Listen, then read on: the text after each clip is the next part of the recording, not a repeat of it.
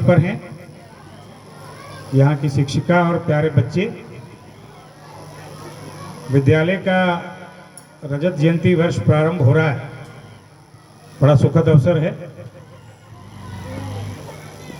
और बच्चों ने जो दो यहाँ पर प्रस्तुतियाँ दी, एक सरस्वती वंदना और एक दूसरा स्वागत गीत, बहुत अच्छा था। मैं कह सकता हूँ कि जो यहाँ पर शिक्षा दी जा रही है, भारतीय परंपरा के अनुसार दी जा रही है।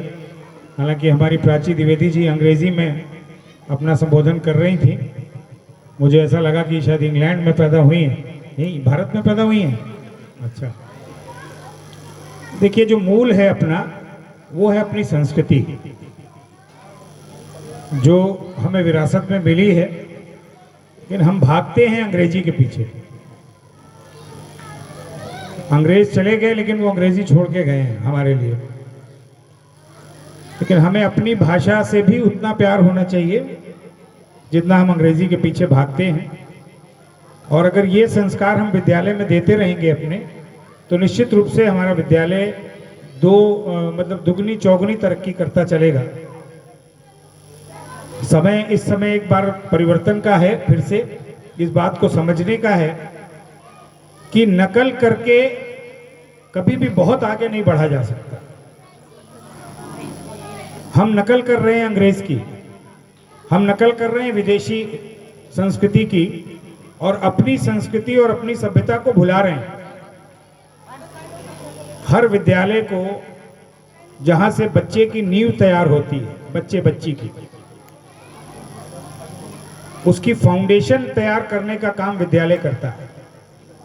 सभी विद्यालयों को, भले वो सरकारी हों गैर सरकारी हों, ये भाव जरूर रहना चाहिए। और हम लोग तो ये प्रयास करेंगे कि सरकारी स्तर पर सभी विद्यालयों को ये निर्देश रहे कि जो अपना मूल है उसको मत छोड़िए, जो हमारी भारतीय संस्कृति है, जो हमारा विरासत है, उसको मत छोड़िए।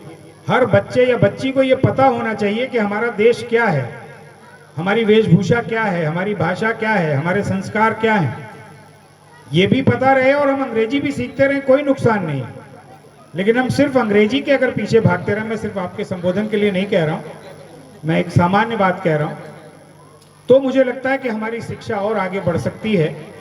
पिछले कुछ वर्षों में सुधार आया है, लेकिन बीच में एक 12-15 साल का ऐसा अवसर था हमारे देश में, तमाम राज्यों में, जिसमें हमारी शिक्षा पद्धति पर भी कहीं ना कहीं कुठाराघात हुआ और हम सिर्फ और सिर्फ विदेशी संस्कृति के पीछे भागने लग गए।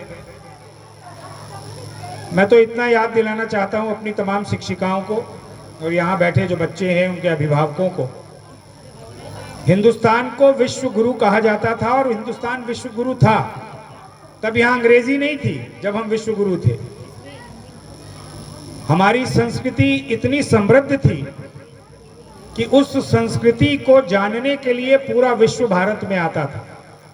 लेकिन हमारा सनातन इतना सरल है, हमारा सनातन इतना एक दूसरे को अपने अंदर समा लेने वाला है कि हमारी जो उदारता थी उसका दूसरे लोगों ने लाभ उठाया और लगातार हमारे ऊपर प्रहार होते गए। और उसका दुष्परिणाम ये हुआ कि आज हमको दूसरों की संस्कृति के सहारे आगे बढ़ना पड़ रहा है। लेकिन एक विद्यालय इसमें बहुत बड़ी भूमिका निभाता है। अब खाली एक विद्यालय से नहीं चलेगा, काम तो पूरे सभी देश के विद्यालयों को करना पड़ेगा।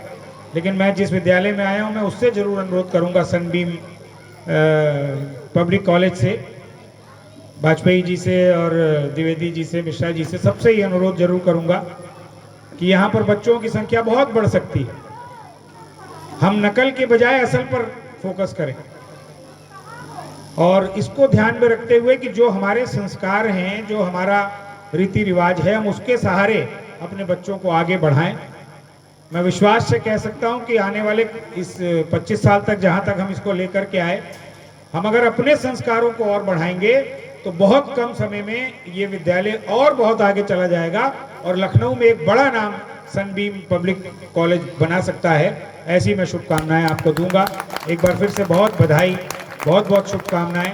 आपका विद्यालय खूब आगे बढ़े, खूब तरक्की करे। अभी तो ये 8 तक है, 8वीं कक्षा तक है। मैं चाहूँगा कि ये इंटरमीडिएट हो जाए और उसके बाद और बड़ा डिग्री कॉलेज या आप इसको बना पाएँ, ऐसी मेरी शुभकामनाएं। बहुत बहुत धन्यवाद।